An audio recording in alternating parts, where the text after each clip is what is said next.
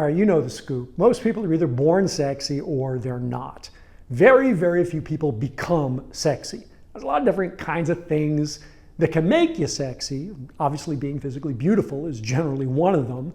And yet, you probably know someone who is physically beautiful but not sexy. So let's talk about an authentic quality that can make you sexy, wildly sexy to the opposite sex. So I got to start with my doctor. I got a referral to see this new doctor. He's no male model, but if I showed you a picture of him, you'd say he's reasonably handsome. He dresses in beautiful suits, which is pretty uncommon for a doctor these days. So doctor, check. Handsome, check. Dresses well, check. You would think every woman in New York would be chasing him, but they are not. So he asks what I do for a living, which always leads to a pretty interesting conversation. He tells me he thinks that women in New York only want rich stockbrokers and bankers. So I mean, with that attitude alone, he's going to get rejected by every woman he's just insulted because of his own insecurities and fears around rejection, his own lack of worthiness. But let's just put that giant box of shit aside for a moment, because it turns out you can be insulting and still be sexy, but he's not. He's a carefully even, carefully put together, carefully meek, carefully harmless vanilla rice cake. He doesn't have to be. I mean, he's a good guy, truly. And he's trying very hard to be a good man by the rules that he's been taught. He's doing everything he's supposed to do. He's getting nothing he wants. But, like I said, make no mistake, he's a man. He's a normal biological man. He's got the same horniness and overflowing desires as any man. He's got a killer in him like any man. He's got a friend he'd die to protect like any man. But he walks around like he's been neutered. So, I'm leaving his office to jump on the subway, got my earbuds in, listening to some music, and I hear Sarah McLachlan singing in my ears.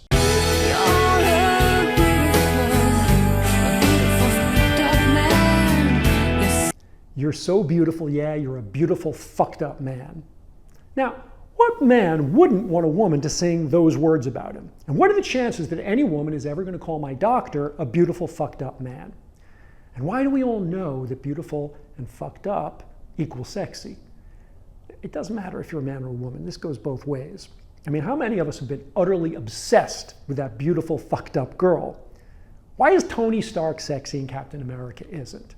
Why is Angelina sexy and Jennifer isn't? Now, I don't want to do the talking for Sarah McLachlan, but I think it's obvious that when she says he's beautiful, she's not talking about how he looks necessarily. The guy in the song is beautiful because he's fucked up. Most men are like my doctor. Most men couldn't imagine in their wildest dreams having a woman call them a beautiful, fucked up man. He can't even imagine his own ability to be called sexy, to just drop the veneer and let himself be fucked up, the truth of his fucked up, the fucked up truth of his masculine desire. People hide their fear, they hide their animal, they hide what makes them sexy. We're all trying so hard to pretend that we're not fucked up, even to ourselves, like we can't even look at how fucked up we are, how afraid, how defiant, how easy to trigger to anger, how easy to hurt, how obsessed we get, how crazy we sometimes think or act. But most people spend all their social energy hiding their crazy, not working on it, not working with it, hiding it. It's the being good with it, it's being cool, the okayness with your fucked up that is sexy. You can lead with it, you can be raw, but you're afraid though. Afraid that you won't be accepted, afraid they'll laugh, afraid you can't pull it off. And by the way, trust me, if you fake it, you truly can't pull it off. You can't fake it because your lover wants your fucked up, not your act of somebody else's fucked up. And of course, don't misunderstand me, nobody wants a psychopath. Though psychopaths are often pretty sexy, but you don't want to be with somebody who has zero impulse control. You don't want to be with someone with a personality disorder or somebody violent. That's not what I'm talking about. But what you do want, what the animal in you desires, what the animal in you thinks is sexy, is someone who sweats and bleeds and laughs too loud sometimes, screws up, cries, rages sometimes. Someone who doesn't hide. Hide the fact that they're an animal. Hide the raw horniness and the hungers that come along with the integrity and the compassion, the aching desire to be loved. All right, so there are 3 flavors of secret sauce that will make this work for you, that will make you absolutely sexy and desirable if you take it on. And the first is a gigantic scoop of confidence and self-acceptance that's needed to be open and unashamed of your fucked up. It ain't easy. The second is the recognition, the understanding that it's her fucked up that you crave, or his fucked up.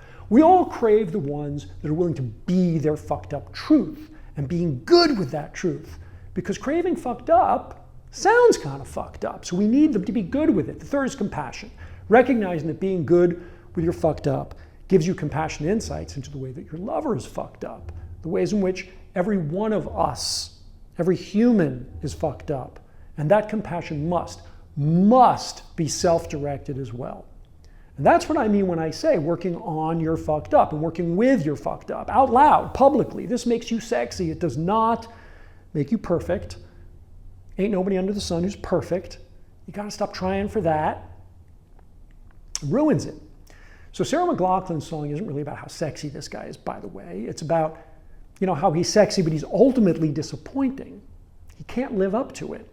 Not because he's fucked up. The opposite. She sings it like this. You're so beautiful, with an edge and charm, and so careful when I'm in your arms. You're so beautiful with an edge and charm, but so careful when I'm in your arms. It's the careful, right? Get it? So, two more things for you. First, a question. First, should I tell my doctor about this video? I mean, he needs it, and it could really help him get what he wants, but he didn't ask for my advice, and he certainly didn't ask me to make this particular video, and I've protected his anonymity, but he could be pissed off. I suspect, however, a little pissed off could be good for him. Now, I haven't made any decisions on it yet. I'm not exactly putting it to a vote, but I'd love to know what you think, and if you have any insights into that or any other comments.